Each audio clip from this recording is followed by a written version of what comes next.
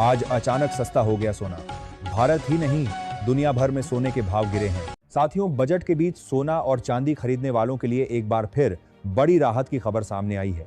अंतर्राष्ट्रीय बाजार में लंबे समय से बना हुआ तनाव, डॉलर की चाल और वैश्विक अनिश्चितता के कारण सोने और चांदी की कीमतों में लगातार तेज उतार चढ़ाव देखने को मिल रहा था। लेकिन अब बजट के बाद जो संकेत सामने आए हैं, उन्होंने बाजार की दिशा बदल दी है। ऐसे समय में जो लोग सोना या चांदी खरीदने की योजना बना रहे हैं, उनके लिए यह खबर बेहद अहम बन जाती है, क्योंकि कीमतों में आई गिरावट ने एक बार फिर खरीदारी का मौका पैदा कर दिया है। इसी पूरे माहौल को समझना और सही समय पर सही फैसला लेना आज सबसे जरूरी हो गया है। अंतर्राष्ट्रीय बाजार में चल रहे तनाव का असर सीधे तौर पर कीमती धातुओं पर पड़ता है। जब हालात अस्थिर होते हैं तो निवेशक सुरक्षित विकल्पों की ओर बढ़ते हैं, जिससे कीमतों में तेजी आती है। लेकिन जब तेजी जरूरत से ज्यादा हो जाती है तो बाजार खुद ही उसे संतुलित करता है। पिछले कुछ समय में यही देखने को मिला। सोने और चांदी ने बहुत कम समय में बहुत तेज उछाल दिखाया और फिर अचानक भारी गिरावट आई। यह गिरावट किसी कमजोरी का संकेत नहीं है, बल्कि उस तेज रफ्तार का स्वाभाविक नतीजा है जो पहले देखने को मिली थी। भारतीय सराफा बाजार की बात करें तो आज चांदी के भाव में साफ तौर पर नरमी नजर आ रही है। मौजूदा भाव के अनुसार 1 ग्राम चांदी लगभग 285 के आसपास चल रही है। 8 ग्राम चांदी का भाव करीब 2280, 10 ग्राम चांदी 2850, 100 ग्राम चांदी 28,500 और 1 किलो चांदी का भाव करीब 285 के आसपास बना हुआ है। बजट के कारण आज कमोडिटी बाजार खुला हुआ है और MCX में चांदी की कीमतों में एक बार फिर भारी दबाव देखने को मिला है। ऊपरी स्तरों से अब तक चांदी में 1.37 तक की गिरावट दर्ज की जा चुकी है। अंतर्राष्ट्रीय बाजार में भी चांदी 120 प्रति औंस से फिसलकर करीब 85 प्रति औंस तक आ चुकी है, जो ये साफ दिखाता है कि गिरावट केवल घरेलू नहीं बल्कि वैश्विक स्तर पर है। सोने की कीमतों में भी इसी तरह का दबाव देखने को मिला है। अंतर्राष्ट्रीय बाजार में सोना करीब 600 तक टूट चुका है। हाल ही में जो तेजी बनी थी वह बहुत कम समय में पूरी तरह खत्म हो गई। सोना लगभग 5,600 के स्तर से गिरकर 4,700 के आसपास आ गया और चांदी 121 से फिसलकर 85 तक पहुंच गई। यानी जो तेजी पूरे एक महीने में बनी थी वह सिर्फ 24 से 28 घंटों में साफ हो गई। यही बाजार का नियम है कि जो चीज बहुत तेजी से ऊपर जाती है वह उतनी ही तेजी से नीचे भी आती है। यहाँ यह समझना बेहद जरूरी है कि क्या इस गिरावट के साथ फंडामेंटल बदल गए हैं। इसका साफ जवाब है नहीं। जियो पॉलिटिकल टेंशन अभी भी खत्म नहीं हुए हैं। अमेरिका की आर्थिक स्थिति में कोई बड़ा सुधार नहीं आया है और वैश्विक अनिश्चितता अब भी बनी हुई है। डॉलर की मजबूती का असर जरूर पड़ा है, लेकिन गिरावट का मुख्य कारण यह है कि कीमतों की रफ्तार जरूरत से ज्यादा तेज हो गई थी। चांदी का उदाहरण साफ है। दिवाली के आसपास जहां चांदी करीब 1 लाख रुपए के स्तर पर थी, वहीं सिर्फ 3 महीनों में 4 लाख के ऊपर पहुंच गई। इतनी तेजी फंडामेंटल के हिसाब से टिकाऊ नहीं थी, इसलिए करेक्शन आना जरूरी था और वह करेक्शन अब देखने को मिला है। आने वाले दिनों को लेकर विशेषज्ञों की राय यह है कि बाजार में पूरी तरह स्थिरता आने में अभी थोड़ा समय लग सकता है।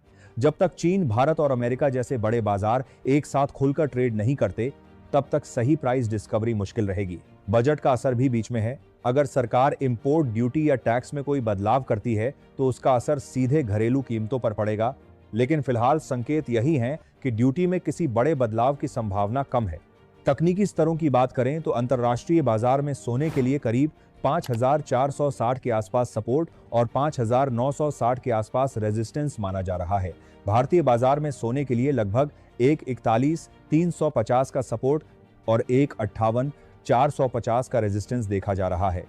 चांदी के अंतर्राष्ट्रीय स्पॉट मार्केट में 78 से 69 के बीच सपोर्ट और 96 के आसपास रेजिस्टेंस माना जा रहा है। भारतीय बाजार में चांदी के लिए सपोर्ट आंकड़ा लगभग 1,50 और रेजिस्टेंस करीब 3,15 के आसपास देखा जा रहा है। इतनी बड़ी रेंज यह साफ बताती है कि बाजार में वॉलेटिलिटी अभी खत्म नहीं हुई है। अब अगर 18 कैरेट सोने के भाव की बात करें तो मौजूदा समय में 1 ग्राम 18 कैरेट सोना करीब 12,300 के आसपास चल रहा है। 8 ग्राम का भाव 98,400, 10 ग्राम का भाव 1,23,0 और 100 ग्राम का भाव लगभग 12,30,0 के आसपास बना हुआ है। 22 कैरेट सोने में भी आज बड़ी गिरावट देखने को मिली है। बाजार खुलते ही 22 कैरेट सोने की कीमतों में करीब 2,000 प्रति 10 ग्राम की गिरावट दर्ज की गई है। अंतर्राष्ट्रीय बाजार में भी सोने में 600 तक की कमजोरी देखने को मिली थी। विशेषज्ञों की साफ सलाह यही है कि इस समय जल्दबाजी से बचना जरूरी है। बाजार को थोड़ा स्थिर होने देना चाहिए। पैनिक में खरीदना या बेचना दोनों ही नुकसानदायक हो सकता है। स्क्रीन पर दिखने वाला भाव और असली डिलीवरी का भाव अलग हो सकता है, क्योंकि पिछले हफ्ते का स्टॉक अभी पूरी तरह क्लियर नहीं हुआ है।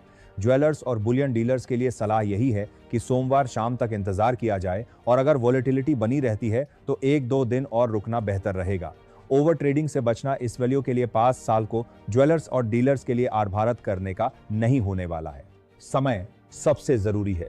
लंबी अवधि के निवेशकों के लिए यह समझना जरूरी है कि इतिहास में सोना और चांदी हर बड़ी गिरावट के बाद नए उच्च स्तर बनाते आए हैं, लेकिन इसका मतलब यह नहीं कि बिना रणनीति के निवेश किया जाए। बाजार में लालच और डर दोनों साथ चलते हैं।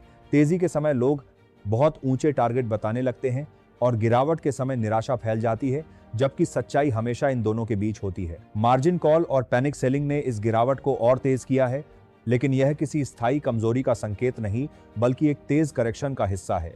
आगे की स्थिति पर नजर डालें तो संभावना यही है कि बाजार कुछ समय तक एक दायरे में घूमेगा। अगर वैश्विक तनाव बढ़ता है, डॉलर कमजोर होता है या ब्याज दरों को लेकर नरमी के संकेत मिलते हैं, तो सोना फिर से मजबूत रुख अपना सकता है। चांदी में उतार चढ़ाव ज्यादा रहेगा, लेकिन इंडस्ट्रियल डिमांड लंबी अवधि में इसे सपोर्ट दे सकती है। अगर इसके उलट डॉलर और मजबूत होता है या वैश्विक माहौल शांत होता है, तो कीमतों में थोड़ी और कमजोरी भी देखी जा सकती है। 24 कैरेट सोने की बात करें तो मौजूदा समय में 1 ग्राम 24 कैरेट सोना करीब 14,900, 8 ग्राम 1,19,200, 10 ग्राम 1,49,000 और 100 ग्राम 14,90,000 के आसपास चल रहा है। आज 24 कैरेट सोने में भी करीब 2,000 प्रति 10 ग्राम की गिरावट देखने को मिली है। गहने बनवाने वालों के लिए यह समय खास तौर कर दिया पर फायदेमंद हो सकता है, लेकिन बाजार में खरीदारी करते समय हमेशा हॉलमार्क देखकर ही सोना या चांदी खरीदना चाहिए। यह भी ध्यान रखना जरूरी है कि यहाँ बताए गए भाव होलसेल हैं और खुदरा खरीदारी पर जीएसटी और मेकिंग चार्ज अलग से देना होता है। यह गिरावट डराने वाली जरूर लग सकती है, लेकिन बाजार के लिए यह कोई नई बात नहीं है। इतिहास गवाह है कि बड़ी तेजी के बाद बड़ा करेक्शन आता है और फिर एक नया ट्रेंड बनता है। मौजूदा समय में धैर्य, संयम और सही रणनीति ही सबसे बड़ा हथियार है। यह जानकारी केवल शैक्षणिक उद्देश्य से दी गई है और किसी भी तरह की खरीद बिक्री से पहले व्यक्तिगत वित्तीय सलाह लेना हमेशा समझदारी मानी जाती है।